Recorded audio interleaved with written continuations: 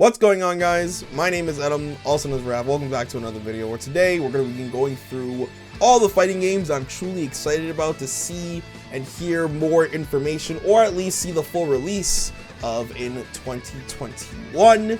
We are closing down 2020, and while we are coming to an end for 2020, I do believe that there's going to be a bunch of fighting games that I'm personally going to be fully interested in. Even though I might not be the best player, I can definitely appreciate the fact that these companies take their time to, start putting in more fighting games, and a lot of things go through their heads as well as mine. So I'd really like to do some sort of thing for fighting games on this channel somehow. I don't know, let me know in the comment section down below what you guys want to see. Maybe like a road to professional, but like not esports professional obviously, or like, just something to do while we get better at fighting games, and I think it'd be pretty awesome and really cool to do.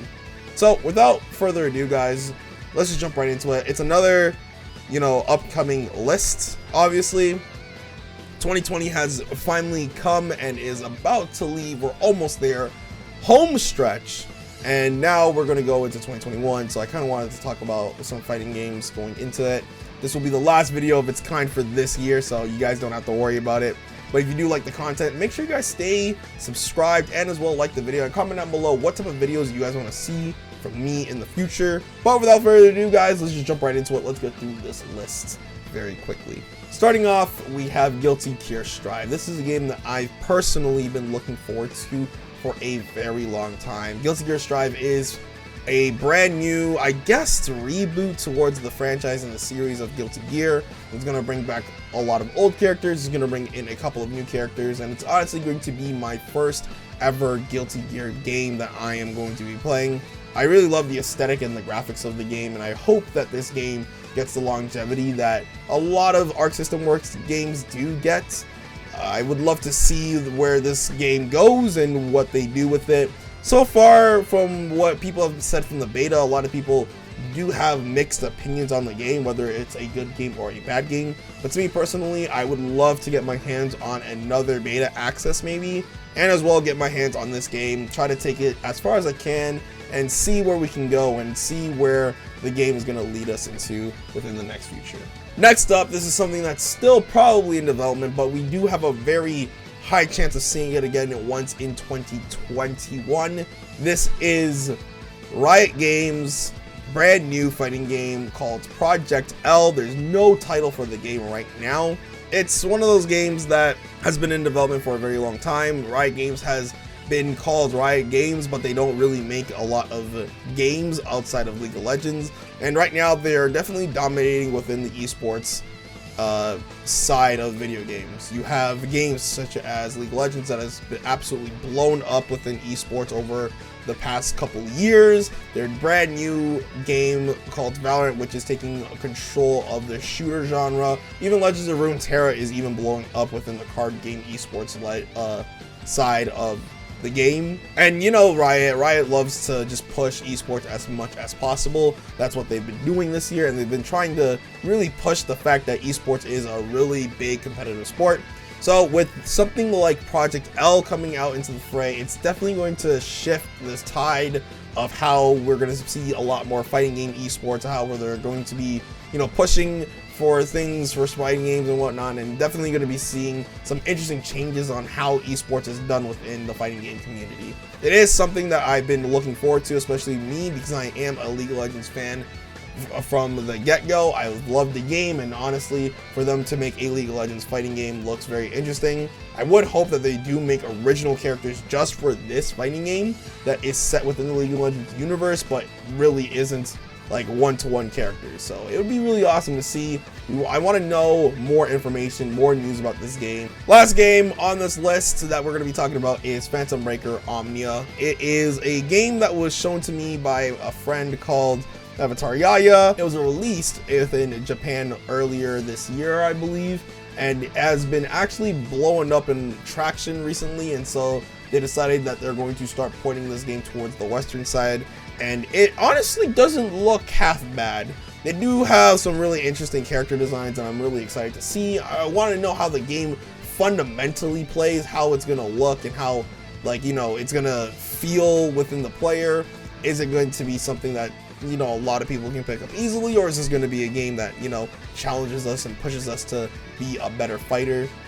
It is something that is from the West, and I'm not 100% sure how long the longevity of the game is going to be, but from what I see, it's very promising, and it doesn't seem like it's going to disappoint me too much from the get-go. But I am really excited to see where they take the game and what they do with it, and if they're going to add more characters within the game via DLC or, you know, other stuff. So it'll be really cool.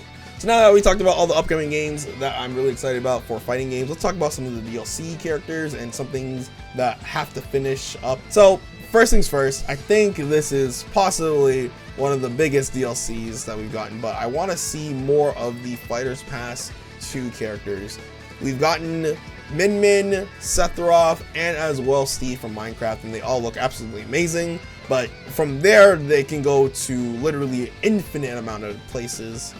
For me personally, like, Smash Bros has always been a collaborative game within other people, and to see whatever character comes into the game next would be absolutely awesome. Maybe we'll get Tracer, maybe we'll get Dante, maybe we'll get, you know, Kratos. It doesn't matter, because they're all video games, and it's really cool to see these games merging between worlds and, you know, transferring and just being able to fight and play within it. Of course, it's going to finish off in about around next year, or the end of next year, so it's going to be really cool. But yeah, I just really love to see what other characters that we can get from the Fighters Pass 2, so it would be really cool. Last two DLCs that I want to see within this year, we did get a trailer earlier this week actually, which it was Super Baby 2. He looked absolutely cool, he looked crazy, and I love it that they are putting in more GT characters. And speaking of another GT character, Super Saiyan 4 Gogeta looks amazing right now. It actually makes me want to, you know, start getting more competitive into Dragon Ball FighterZ. I would love to do that. Maybe it's a series that you guys want to see in the comment section down below. You know, let me know in the comments as well. Hit the like button. Dragon Ball FighterZ has always interested me as a game, and honestly, seeing these two brand new characters in the game is absolutely hyped to the max, and I would love to see where they take it within the next couple of years. Alright, let's talk about possibly some wild speculations and rumor. I want to give a quick TLDR and just a disclaimer here. Nothing that I say is confirmed, nothing that I say is true. There's just some small hints and you know, fans asking what they want, and it's going to be something that we can, you know, hopefully expect and see within the future. So first things first, let's get this one right out the way. Street Fighter 6. This is something that has been in the talks for a while now, actually. There was a leak for Capcom that just leaked a bunch of upcoming projects, and one of them was a future installment to the Street Fighter franchise. But unfortunately, from what I remember and what I can recall from that leak, that game wasn't even going to be shown nor announced until 2022. And especially since the pandemic is going on right now, it probably got delayed even further, due to the fact that there is going to be more Street Fighter characters. I even forgot there's going to be more Street Fighter characters, but there's going to be more Street Fighter 5 characters that they have to finish. I believe there is a total of 5 new characters that they're going to put into Street Fighter 5 to end off the rest of Street Fighter 5. Unfortunately, it's not even a number, but, you know, we get what we get. It's been a really cool time. Street Fighter 5, to me personally, has been getting better and better the more updates that they put into the game. The more DLC characters that they announce, the more DLC characters that they show off. It looks and feels like a more complete version of the game that it should have been at launch. To me personally, I love Street Fighter 5. I think it looks the best out of any of the Street Fighters, but fundamentally it does play a lot slower than some of the other Street Fighter games that were coming out. And, you know, it's going to be one of those things where we're just, you know, seeing how it's going to be. And maybe Street Fighter 6 can hopefully change a lot of things that Street Fighter 5 got wrong. But regardless, that's pretty much all we got for Street Fighter 6.